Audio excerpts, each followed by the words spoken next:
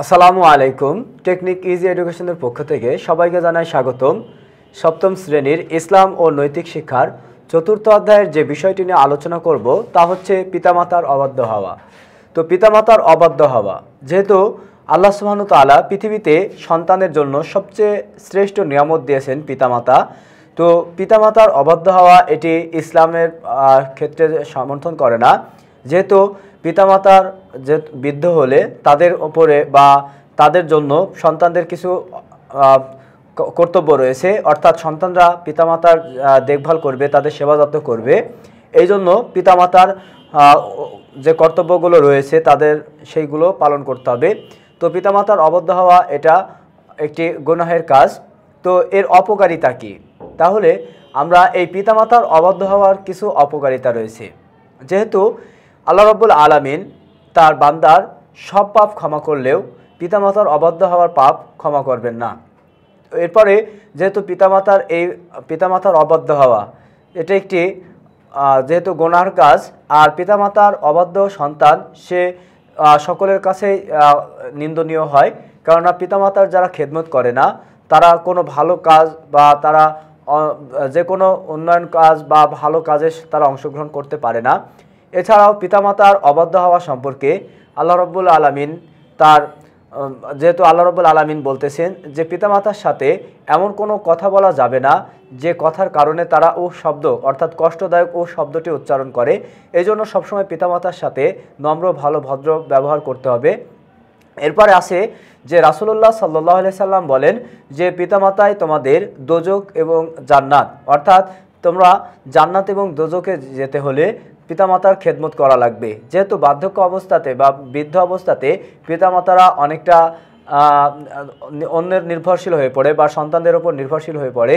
সেক্ষেত্রে যদি সন্তানরা তাদের সেবা যত্ন না করে, সন্তানরা যদি তাদের বাধ্য না হয়, তাহলে এই পিতামাতার অনেক কষ্ট হয়।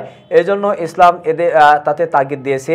যেহেতু রাসূলুল্লাহ সাল্লাল্লাহু আলাইহি সাল্লাম তিনি বলতেছেন যে তার নাক ধুলায় মলিন হোক, তার নাক ধুলায় মলিন হোক, তার নাক ধুলায় মলিন হোক। তখন সাহাবী জিজ্ঞাসা করলেন যে হে আল্লাহ রাসূল, সে কে? তখন রাসূলুল্লাহ সাল্লাল্লাহু আলাইহি সাল্লাম বললেন যে তার পিতামাতার উভয়কে অথবা যে কোনো একজনকে বৃদ্ধ অবস্থায় পেয়েছে কিন্তু তাদের কাছ থেকে তারা জান্নাত লাভ করতে পারে নাই।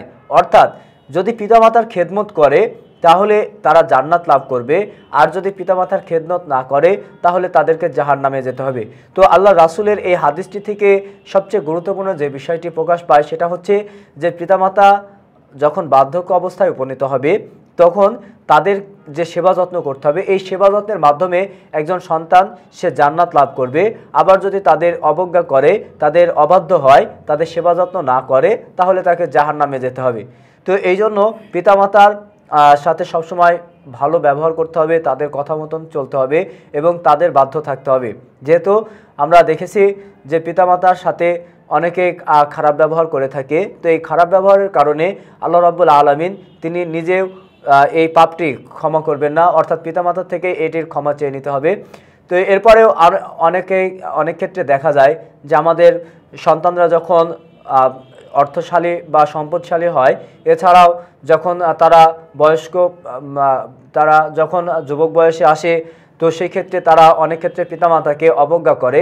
আর এই অবজ্ঞার ফলে তাদেরকে বা পিতামাতাকে শেষ বয়সে এসে এমন এক পর্যায়ে অবস্থান করে পিতামাতারা যখন তাদের আসলে মৃত্যু ছাড়া আর কোনো নিরাপদ স্থান নাই এমনটা মনে হয়। তো এই জন্য পিতামাতার সাথে কখনো খারাপ ব্যবহার করা কোনো মুসলমানের বা কোনো ব্যক্তির উচিত নয়।